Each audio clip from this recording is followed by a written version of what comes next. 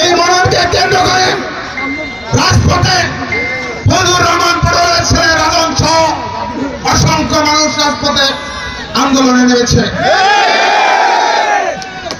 এই মানুষ নিয়মতান্ত্রিক আন্দোলন আমাদের নেতাগণ হাইকমান্ডকে বোঝানোর চেষ্টা করছে যে এই মনন যে সঠিক হয় নাই, এটা ফজলুর রহমান পটোয়ারের পরিবার থেকেও এর প্রতিবাদ শুরু হয়েছে। আমরা ইতিমধ্যে সকলের সাথে কথা বলছি, আমরা সকলেই অচিরে ঐক্যবদ্ধভাবে ইতিমধ্যে ঐক্যবদ্ধ হয়ে গেছে মাঠের কর্মীরা। আজকে লালপুর মেঘাটিপাড়া অটোমেটিক ভাবে মনন যে পেয়েছে তার পক্ষে গণজোয়ার সৃষ্টি হওয়ার কথা, তা না হয়ে অন্যান্য সকল প্রার্থীর কর্মীরা এক হয়ে আমাদের কাতারে চলে এসেছে। আমি রাজনকেও বলবো, আসো 15 তারিখের মিটিং এ তোমাকে দাওয়াত থাকলো। নেতা কর্মীরা যদি তোমাকে চাই, আমরাও তোমার সাথে কাজ করবো।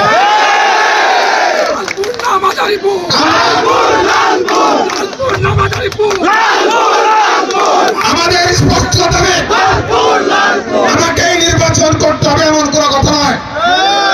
রাজপথে যারা ছিল তাদের মধ্য থেকে মনোনয়ন দিতে হবে। লালপুর বাগাতিপাড়ায় যার নাই ফোটা, লালপুর বাগাতিপাড়ায় যার দাফন হবে, তাদের মধ্যে থেকে মনোনয়ন দিতে হবে।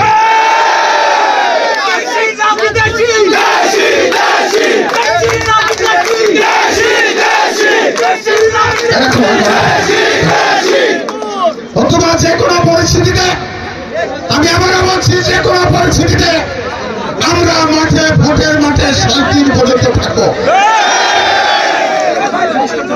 এবং লালপুর বাগাতিপাড়ার মানুষ যে সিদ্ধান্ত দেয়, লালপুর বাগাতিপাড়ার মানুষ যে সিদ্ধান্ত দেবে, সেই সিদ্ধান্তের সাথে আমার জীবনের শেষ সপ্তাহ বিরতি হলেও থাকবো। কারণ এই মানুষ দিয়ে আমি রাজনীতি শুরু করেছি, এই মানুষ দিয়ে আমি রাজনীতি শেষ করে জানাজা নিয়ে কবরে যেতে চাই। সেই কারণে আমার বড় সিদ্ধান্ত, মালিক আপনারা। তাই আমরা কি যে কোনো পরিস্থিতিতে আমরা সকলে কি একসাথে থাকবো?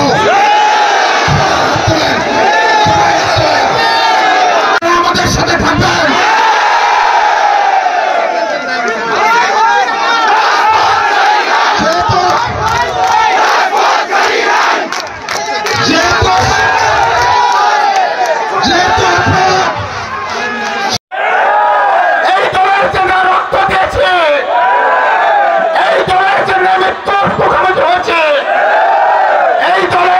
সশস্ত্র সংগ্রাম করেছে, সেই কারণে আমরা শেষ পর্যন্ত নিয়মতান্ত্রিক ভাবেই আমরা দলের সিদ্ধান্ত দল পূর্ণ মূল্যায়ন করার চেষ্টা করতে হবে এবং চেষ্টা করব। আজকে আমরা নির্বাচন করতে চাই, এই কারণে করতে চাই লালপুর বাগাতিপাড়ার, লালপুর বাগাতিপাড়ায় এগিয়ে চলো, তোমার সাথে লালপুর বাগাতিপাড়ায় বীর জনতা এগিয়ে চলো। সবাইকে আমি আবারও বলছি, আমরা